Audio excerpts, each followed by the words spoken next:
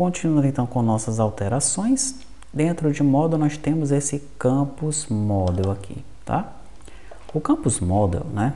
Originalmente ele é utilizado para armazenar aqui, ó, os dados que vêm lá do banco de dados, tá?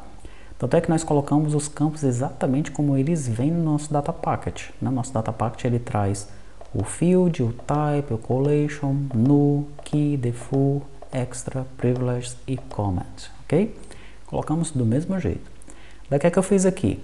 Eu criei aqui, ó, alguns outros atributos para nós utilizarmos localmente, que é o nome do campo, o mesmo field acima, tá? Só que a gente chama aqui de nome do campo, nome campo tabela, é o nome do campo em caixa alta, nome campo atributo, nome do campo em camel case, nome campo getSet, nome do campo em camel case, mas com a primeira letra em maiúsculo, o tipo do campo, que é o mesmo type aqui acima, tipo de dado ordenação, é utilizado lá na lista page, né, para a gente colocar qual é o tipo de dado da ordenação da nossa data table, o tamanho do campo, né, esse dado vem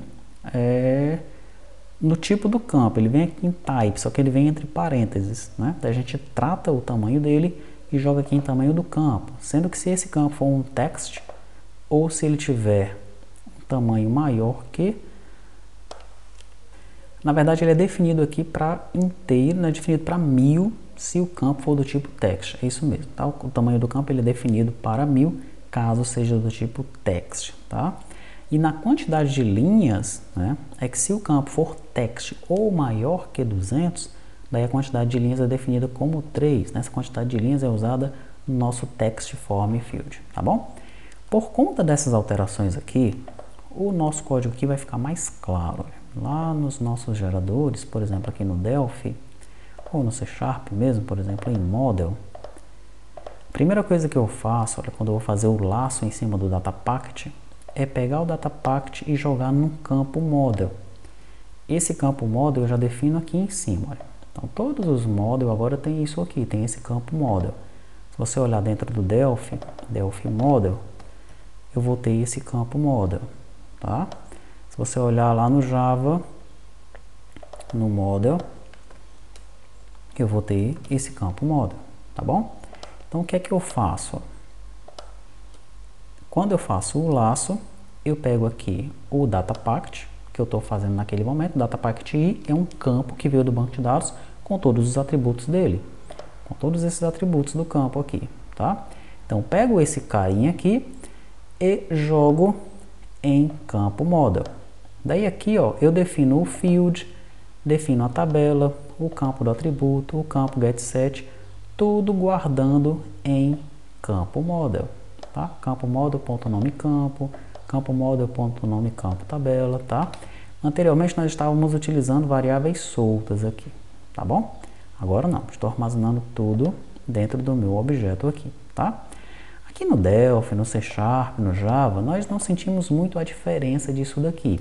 Mas lá no Flutter, né, onde nós temos 4 tipos de arquivo para a persist page, por exemplo, a gente começa a sentir qual é a diferença que isso aqui faz para a gente guardar isso dentro do nosso objeto, tá?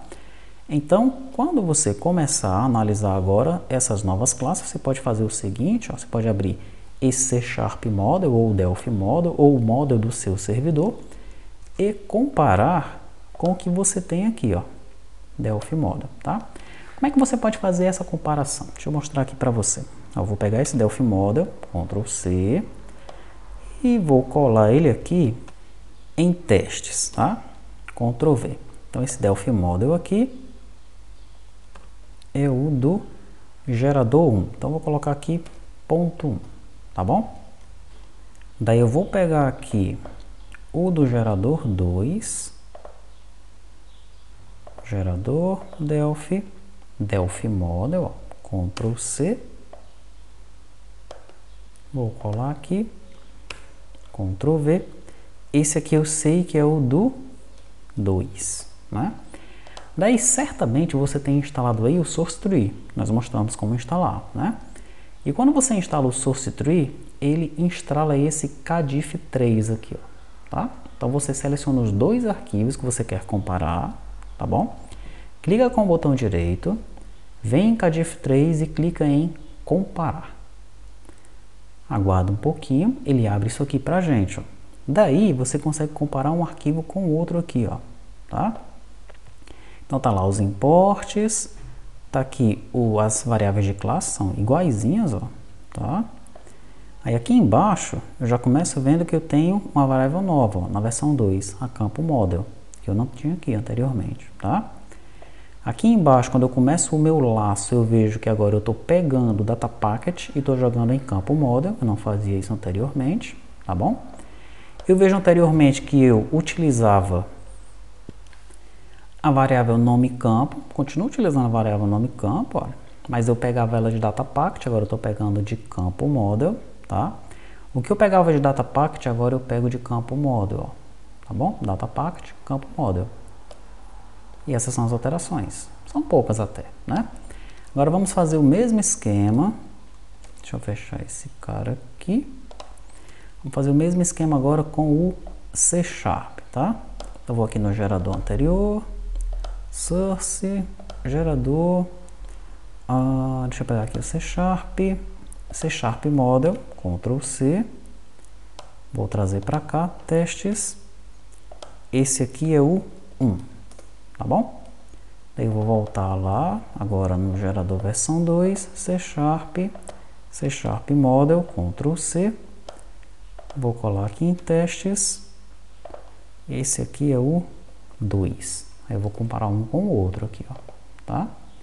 Cadif, comparar. Prontinho. Esse aqui é a versão 2, né? Como o 2 ficou na frente, acima do 1 aqui, ó, colocou o 2 à direita. Tudo bem, não tem problema não. Então vamos lá.